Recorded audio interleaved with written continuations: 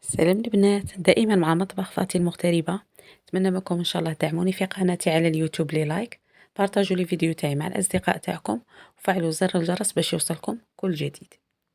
اليوم بغيت نشارك معكم وصفة تاع الدنجال، حبة فوق حبة، ويجي معمر الداخل بالثوم والقزبر والفرماج، يجي روعة ما شاء الله. نبدو بالوصفة بسم الله. هنا جبت زوج حبات تاع الدنجال، غسلتهم مليح، قلعت لهم الريسان تاعهم وقطعتهم على هذا الشكل على الطول، ودرت لهم الملح وبديت نشوي فيهم. هنا ما تقلوهمش، تشووهم، ديروا فوق الطاجين ولا فوق مقله كيما هكا ثقيله، وتطلوها بالبنسو بالزيت كميه قليله، وتبدو تشوفوا في الحبات تاعكم. وهنايا كي تقلوهم ما يلقش تثقبوهم في الوسط، باش كي تعمروهم بالحشو هذاك تاع الثوم والقزبر والفرماج ما يخرج لكمش على برا. كيما راكم تشوفوا تقعدوا تقلبوا فيهم حتى يطيبوا، وكي تحسوا باللي الحبات نشفوا تعاودوا تطلوهم بالبانسو غير هكا كميه قليله نتاع زيت.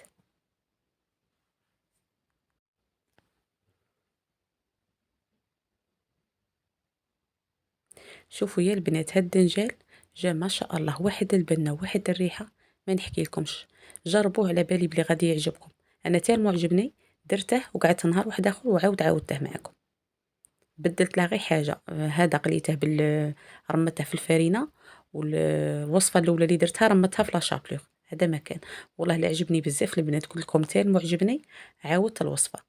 جربوه على بالي بلي غادي يعجبكم، وتعاودوه كيما عاودته انا. وهنايا جبت كمية تاع قزبر قطعتها رقيقة، وزدت معاها زوج فصوص تاع توم تاني قطعتهم بالخدمي رقاق، وزدت عليهم مغرف صغيرة تاع راس الحانوت، ونص مغرف صغيرة تاع فلفل اسود، وزدت عليهم واحد زوج مغارف كبار نتاع الطوماطيس تاع قوطي. نتوما ديروا غير مغرف، انا هاد الطوماطيس عندي جايه شويه خفيفه ليكيد. تخلطوا مليح هاد المكونات، وجبت هنايا فرماج تاع الساندويش،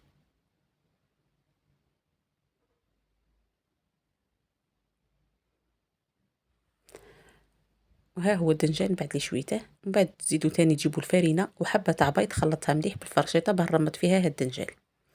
هنايا ماذا بكم كي تبغوا تلصقوا الحبات، شوفوا الحبات اللي قد بعضاهم باش ما تجيش وحده كبيره على وحده. وهنا تبدو تعمروا هذاك الثوم والقزبر والطوماطيس، ما تكتروش بزاف، ديروا كميه قليله، وزيدوا تاني ديروا فرماج تاع الساندويش وتبلعوا بالحبه الزاوجه. كيما راكم تشوفوا كلشي راه باين في الفيديو. هذاك الفرماج من بعد كي يطيب يدوب، يطلق واحد البنه ما شاء الله. قلت لكم ما تحسوش بلي راكم تاكلوا في الدنجال. وصفه هذه مختلفه تماما. البنه تاعها ونتاع الدنجه كي تقلوه ديريكت في الزيت ماشي كيف كيف كاع. جربوه غادي تفهموا القصد نتاعي.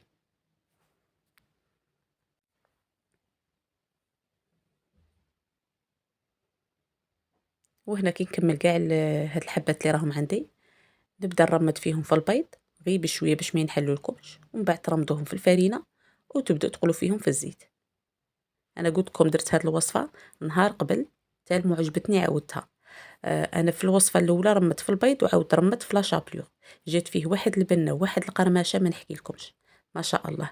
وكي جيت نعاودها ما كانش عندي لاشابلور، الله غالب، واللي عندها لاشابلور دير لاشابلور. هنا كي ترمدوا في البيض شدوا الحبات باش ما ينحلوا لكمش.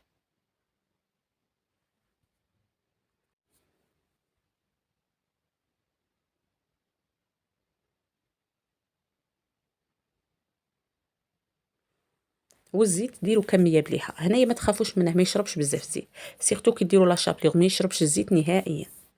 هذه هي الكميه تاع الزيت، تبداو تحطوا في الحبات تاعكم. وهنا ما تسهوش عليهم وما تطولوش، لاخاطش ديجا الدنجال راه مشوي. غير شويه وتبداو تقلبوا فيهم تلقوهم طابوا.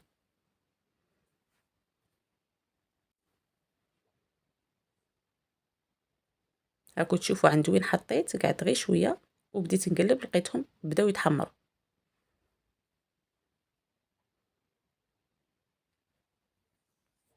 واحد الريحه يا البنات، قلت لكم واحد البنه واحد الريحه ما شاء الله.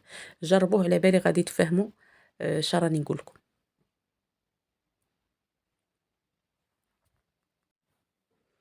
ها هو في التالي كي طاب. زوقته هنايا بشويه تاع لاصوص، خدمتها عادي بالطوماطيس والثوم، وزوقته بحبه تاع الزيتون وورقات نتاع القزبر. جا شباب ما نحكيلكمش على البنه.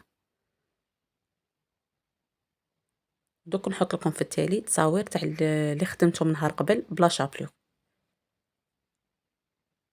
كيما كتشوفوا، شوفوا يجي معمر من الداخل، وهذاك الفرماج كيدوب ما شاء الله.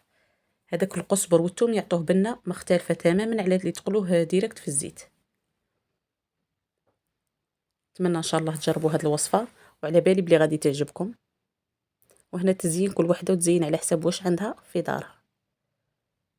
هذه هي لاغوسيت اللي درتها نهار قبل، زوقتها من الفوق بالفرماج تاع ساندويش حبه الزيتون. جات شابه واحد القرمشه فيها ما نحكيلكمش تاع لا شابليو. نتمنى ان شاء الله يعجبكم فيديو وتجربوه. دوك ما عندي غير نقول لكم تبقوا على خير، تهلاو في رواحكم، بالسلامه.